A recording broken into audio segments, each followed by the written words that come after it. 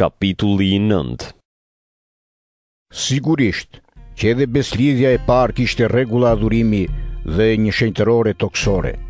U ndërtua një tendë e parë në të cilën ndodhej shandani, turieza dhe bukët që i kushtoheshin Perëndis. Kjo tendë quhej shenjtërorja. Pas velit të dytë ishte tenda që quhej shenjtërorja e shenjtëroreve. Atje ndodhej altari i artë, ku digjej temjani dhe gjendej arka e beslidhjes mbuluar nga të gjitha anët me arë. Brenda arkës ndodhej qypi i artë që mbante manën, shkopi i Aronit që kishte lulëzuar dhe rrasat e beslidhjes. Sipër arkës ndodheshin kerubinët e lavdis që mbulonin pajtimoren, për të cilët nuk është nevoja të flasim me hollësi tani. Këto ishin ndërtuar në mënyrë të tillë që në tendën e parë të hynin gjithnjë priftërinjt për të bërë shërbesat e adhurimit. Ndërsa në tendën e dytë hynte vetëm kryeprifti një herë në vit dhe jo pagjak kafshësh, të cilin ia kushtonte Perëndis për mëkatet e veta dhe për mëkatet e popullit të bëra nga padia.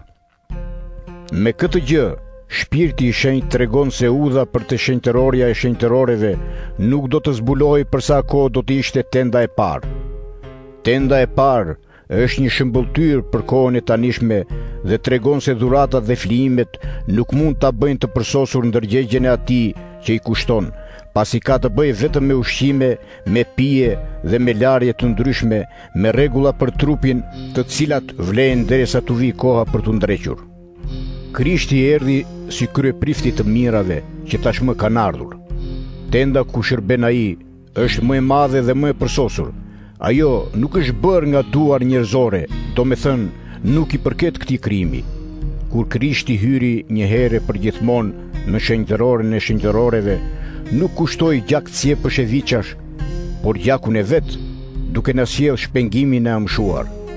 Sepse nëse gjaku i cepëve dhe i viçave, si dhe hiri mëshqerës që spërkatet mbi të papastrit, i pastron ata nga ndyrësia trupore, aq më tepër do ta bëj këtë gjë gjaku i Krishtit, i cili nëpërmjet shpirtit të amshuar e kushtoi veten para Perëndis si flijim të pastër. Ai na pastron ndërgjegjen nga veprat e vdekura që t'i shërbejmë Perëndisë së gjallë. Kështu Krishti është ndërmjetësi i beslidhjes së re, sipas së cilës të gjithë ata që janë thirrur për të marrë pjesë në trashëgiminë e amshuar do të marrin shpërblimin që u ishte premtuar, për shkak se Krishti vdiq për shkeljet që ishin bërë në beslidhjen e parë. Atje ku ka ndonjë testament, duhet me doj mos të vërtetohet edhe vdekja e atij që e la testamentin, sepse testamenti është i vlefshëm vetëm pas vdekjes dhe nuk ka kurfar fuqie për sa kohë jeton ai që e le. Prandaj, edhe beslidhja e parë nuk ishte themeluar pa gjak. Kur i shpalli gjithë popullit urdhrimet e ligjit, Mojsiu mori gjak viçash e cepësh dhe e përzjeu me ujë. Pastaj mori lesh të kuq dhe hisop dhe me to spërkati librin dhe gjithë popullin duke thënë: "Ky është gjaku i beslidhjes që Perëndia urdhëroi për ju."